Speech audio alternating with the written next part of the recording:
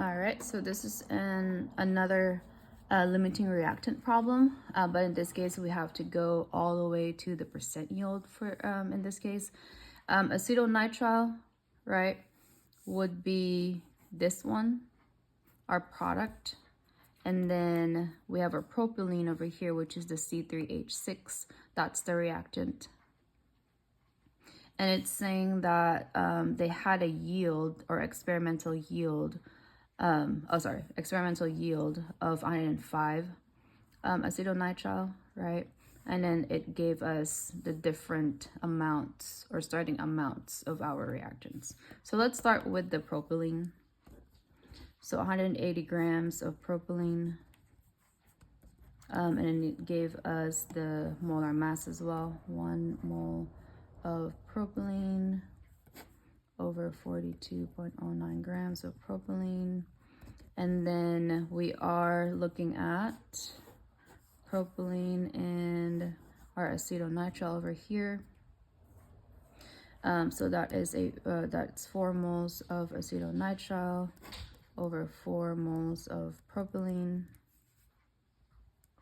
And then lastly, converting the moles of acetonitrile to mass, which is using the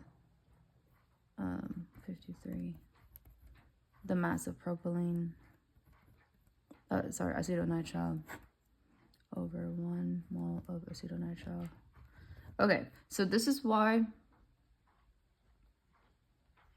it's important to actually write down our stuff, right? Because acetonitrile and propylene over here, they look similar, right?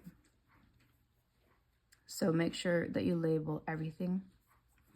Make sure that everything cancels out correctly. And then when we calculate everything, we should get 226.96 grams of acetonitrile from propylene.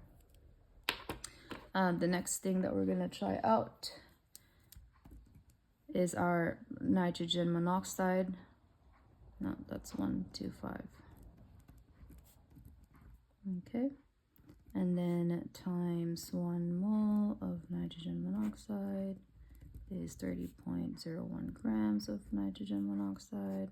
We have the relationship between the two as 4 moles of acetonitrile, acrylonitrile, keep saying acetonitrile, that's acrylonitrile, over 6 moles of nitrogen monoxide. And then lastly, 3.07 grams of acrylonitrile over 1 mole.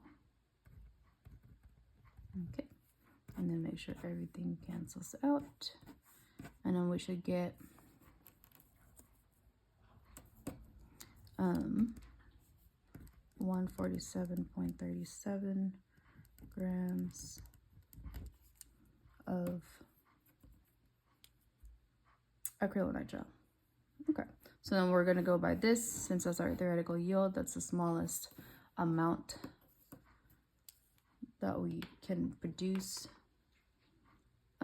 So then for percent yield, remember percent yield is actual yield over our theoretical yield, and then multiply by 100%. Our actual yield is always given, okay? 105 grams over theoretical yield is 147.37 grams times 100%.